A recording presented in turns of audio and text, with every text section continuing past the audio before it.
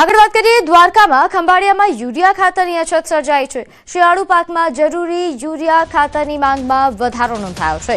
વહેલી સવારથી ખેડૂતોએ ખાતર માટે લાઈન લગાવી। ખંભાળિયા શહેરમાં ખાતર વિક્રેતાઓ પાસે યુરિયા ખાતર લેવા માટે વહેલી સવારથી લાંબી કતારો જોવા મળી। અહીં રવિ પાકમાં ખાતરની જરૂર હોય છે ત્યારે ખાતર લેવા માટે ખેડૂતો પહોંચે છે, કતાર લગાવી રહ્યા છે, લાઈનો લગાવી રહ્યા છે, પરંતુ તેમને પૂરતું ખાતર નથી મળી રહ્યું, જેના કારણે ખેડૂતો પરેશાન છે। તો શિયાળુ પાકમાં હાલ યુરિયા ખાતરની ખૂબ જ તાતી જરૂરિયાત છે અને તે જ સમયે ખાતર પૂરતા પ્રમાણમાં ન મળતા ખેડૂતો નારાજ જોવા મળી રહ્યા છે। ખંભાળિયામાં ફરીવાર યુરિયા ખાતરની અછત માટે ખેડૂતોની આ લાંબી કતારો જોવા મળી છે। અહીંયા જો વેલા 6:30 વાગે નીકળ્યા તો અહીંયા પીગા તો એટલી લાઈન થઈ ગઈ ને ખાતરની બહુ અછત છે અત્યારે ઉરિયા ખાતરની ને ઉરિયા ખાતર અમારે અત્યારે શિયાળુ પાકમાં જરૂરી છે કેમ કે ઉરિયા ખાતર ના નાખી તો અમારે અત્યારે ધાણા વાવેતર છે, ધાણાનું છે, ઘઉંનું છે ને ઘઉંના પાકમાં તો ખાસ ઉરિયા ખાતર નાખવું જ પડે। આની પેલા 2 દિવસ યાદે 2-3 ધક્કા કર્યા તો સાહેબ કે કાલે ગાડી આવશે એમ કર્યું। પછી સવારના આગલે દિવસ ગયો તો કે ગાડી ખોટકાઈ ગઈ છે, આવી નથી તો સાંજના ધક્કો કર્યો। પાછા કાલે ગયા હતા તો 5-5 થેલી આપી, મારો વારો આવ્યો તો થઈ રહ્યો। હું જામ ખંભાળિયા ખાતર લેવા માટે આવ્યો છું। આયા લાઈનમાં ઉભા છે 35-40 જણા આગળ છે। કાલે 200 જણાની લાઈન થઈ હતી માર્કેટ યાર્ડે તો અમારે 100 જણાને ખાતર મળ્યું, ભાઈ અમને મળ્યું નહીં, વયા ગયા ધક્કા ખાઈ। દેવભૂમિ દ્વારકા જિલ્લામાં ખંભાળિયા પંથકમાં યુરિયા ખાતરની અછતને લઈ ક્યાંક ને ક્યાંક ખેડૂતો મુશ્કેલીમાં મુકાયા છે। ખંભાળિયા ખાતર વિક્રેતાને ત્યાં વહેલી સવારથી જ ખેડૂતોની કતારો જોવા મળી રહી છે। ખેડૂતોનું કહેવું છે કે ખાતરની અછત હોવાના કારણે ખંભાળિયા શહેરમાં અલગ અલગ જગ્યાઓ પર ખાતર લેવા માટે ધક્કા ખાવા પડે છે। હાલ ખંભાળિયા ખાતર વિક્રેતાને ત્યાં મોટી સંખ્યામાં ખેડૂતોની જે લાંબી કતારો છે તે જોવા મળી રહી છે। ગ્રામ્ય વિસ્તારમાંથી આવતા ખેડૂતો વહેલી સવારથી જ કતારોમાં જોવા મળી રહ્યા છે। ખાતર વિક્રેતાને ત્યાં હજી ખાતરનો ટ્રક આવ્યો નથી, પરંતુ ખેડૂતો મોટી સંખ્યામાં ખાતર વિક્રેતાને ત્યાં કતારોમાં જોવા મળી રહ્યા છે। હાલ શિયાળુ પાકમાં ખાસ કરીને યુરિયા ખાતરની જરૂર હોય તે સમયે જ ખાતર ન મળવાના કારણે ખેડૂતો મુશ્કેલીમાં મુકાય છે। ત્યારે ખેડૂતો માંગ કરી રહ્યા છે કે શિયાળુ પાકમાં યુરિયા ખાતરની અછતને લઈ સરકાર દ્વારા તાત્કાલિક ધોરણે યુરિયા ખાતર પૂરું પાડવામાં આવે। મુકુંદ મોકરિયા, ન્યૂઝ 18 ગુજરાતી, દેવભૂમિ દ્વારકા। તો ધોરાજીમાં નાફેડ કેન્દ્ર પર બબાલ મામલે અહેવાલની અસર। જમનાવાડ નાફેડ કેન્દ્ર પર શ્રમિકો અને ખેડૂતો વચ્ચે જે બબાલ થઈ હતી, ન્યૂઝ 18 ગુજરાતી અહેવાલ પ્રસારિત કર્યો અને અહેવાલ બાદ શ્રમિકોએ પૈસા લેવાનું બંધ કર્યું। શાંતિપૂર્ણ માહોલમાં ખરીદ પ્રક્રિયા હવે શરૂ થઈ છે। ધોરાજીના જમનાવાડ નાફેડ કેન્દ્ર પર બબાલ મામલે અહેવાલની મોટી અસર થઈ છે।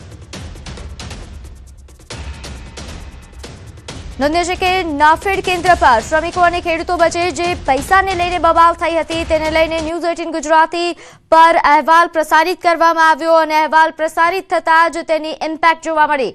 અહેવાલ બાદ શ્રમિકોએ હવે પૈસા લેવાનું બંધ કર્યું છે, જેના કારણે હવે શાંતિપૂર્ણ માહોલમાં ખરીદ પ્રક્રિયા શરૂ થઈ ચૂકી છે। તો ન્યૂઝ 18 ગુજરાતીના અહેવાલની આ ધારદાર અસર જોવા મળી ધોરાજીના જમનાવાડ નાફેડ કેન્દ્ર પર। નોંધ્ય છે કે અહીં બબાલ ચાલી રહી હતી, ઘણા સમયથી અહીં મામલો બીચક્યો હતો। શ્રમિકો કે જે પૈસા વધારે ઉઘરાવી રહ્યા હતા, જેના કારણે ખેડૂતો પરેશાન હતા। ખેડૂતોની માંગ હતી કે યોગ્ય ભાવ લેવામાં આવે અને આ અહેવાલ પ્રસારિત થતાં જ હવે અસર જોવા મળી રહી છે। પૈસા લેવાનું આ શ્રમિકોએ બંધ કર્યું છે અને શાંતિપૂર્ણ માહોલમાં ખરીદ પ્રક્રિયા શરૂ થઈ છે। ધોરાજીના જમનાવાડ નાફેડ કેન્દ્ર પર બબાલ મામલે આ અહેવાલની મોટી અસર।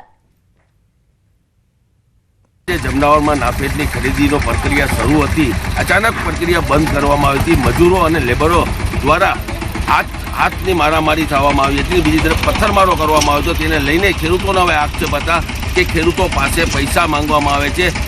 500 થી 200 રૂપિયા ટોલ માપના પૈસા માંગવામાં આવે છે, તેને લઈને ખેડૂતો રોષમાં જોવા મળ્યા હતા અને આજે જે પ્રક્રિયા છે તે પ્રક્રિયા શરૂ કરવામાં આવી છે। ન્યૂઝ 18ના અહેવાલ પસાર થતાં જ અત્યારે પૈસા છે તે પૈસા બંધ કરવામાં આવે, પૈસા લેવામાં આવતા નથી। આપણી સાથે અહીંના ખેડૂતો છે તેને આજે પૂછ્યું કે આજે જે આવ્યા છે પોતાનું જર્સી લઈને, તો આજે કાંઈ પૈસા માંગવામાં આવે છે કે નહીં તે પૂછતું। આપણે શું કહેશો ભાઈ, આજે પૈસા કંઈ માંગવામાં આવે?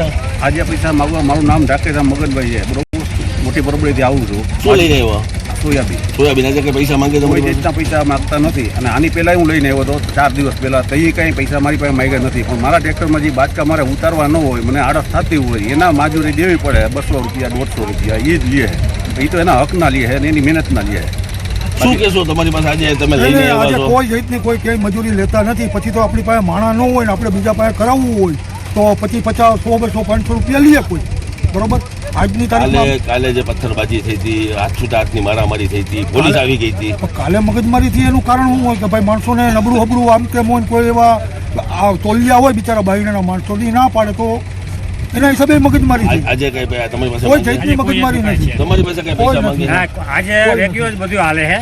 અમારે ખેડૂત પાસે કોઈ પાસે પૈસા આજ માંગ્યા જ નથી. કાલે જે થયું હોય બાકી આજે રેગ્યુલર હાલે, કોઈ પાસે પૈસા માંગ્યા શું નથી. કહેશો ભાઈ, આજનું શું છે? આજે કેવી રીતે ચાલે? આજે કોઈ વસ્તુ છે નહીં, કાલે જે કાંઈ થયું હોય એ આપણને ખ્યાલ નથી. જે રીતે કાલે જે ઘર્ષણ થઈ હતી અને ઘર્ષણ એવી થઈ હતી કે પોલીસ ઘટના સ્થળે પહોંચી હતી અને ખેડૂતો અને લેબર વચ્ચે છૂટાહાથની મારામારી અને પથ્થરમારો થયો હતો. પણ આજે પ્રક્રિયા શાંતિપૂર્વક ચાલી રહી છે. આજે જેમ ન્યૂઝ 18ના જે અહેવાલ પસાર કરવામાં આવ્યા તે પછી કોઈ પૈસા મજૂર દ્વારા માંગવામાં આવતા નથી. ખેડૂતો એવું કહી રહ્યા છે કે આજે શાંતિપૂર્વક આજે જે પ્રક્રિયા છે તે શરૂ છે. મુનાફ બકાલી, ન્યૂઝ 18 ગુજરાતી.